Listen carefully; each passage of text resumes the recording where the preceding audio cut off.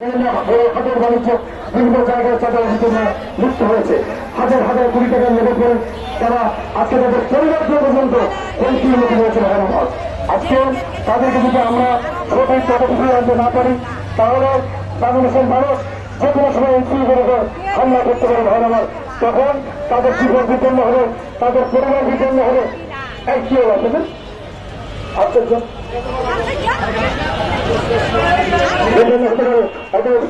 বলতে চাই, আপনারা ওই চাঁদাবাজিকে পরিহার করে এবং বিএনপির মতো সংগঠনের বিরুদ্ধে প্রভাবনা না চালিয়ে সঠিক পথে আসুন। তাহলে আপনাদের পরিবার, আপনাদের জীবন হতবারত হবে। তাহলে সকালবেলা পালিয়েছে বাংলাদেশের বাচ্চা, কিন্তু আপনাদেরকে বাংলাদেশের বাণিজ্য আপনারা রাখতে পারবেন না। বাংলাদেশ হল একটি ইসলামিক সংগঠন। বাংলাদেশরা আমাদের উপরে ভর করে বাংলাদেশের রাজনীতিতে আবেদিত হয়েছে। তারাও অনেক চিন্তা করে আমাদের চিন্তা থেকে অনেক ধরে চলে আসছে এবং তারা দেখেছে বাংলাদেশের মানুষের কাছে তাদের কোনো ভোট নেই। বাংলাদেশের মানুষের তাদের কর্মী আছে কিন্তু ভোট নেই।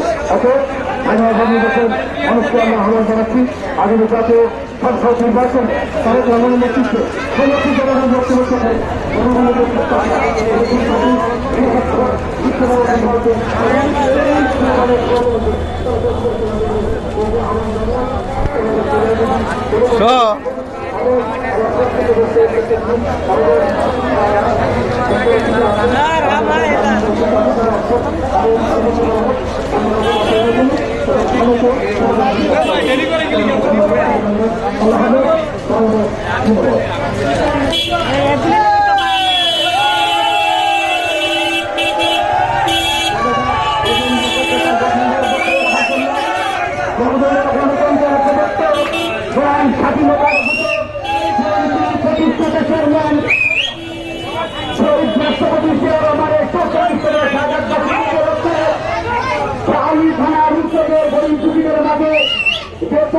আয়োজন করা হয়েছে। শাহী থানার নেতৃবৃন্দ 8 এবং 93 নম্বর এবং শাহী থানার নেতৃবৃন্দকে ঢাকা মহানগর উত্তরের বিএনপির পক্ষ থেকে আমরা অভিনন্দন জানাচ্ছি।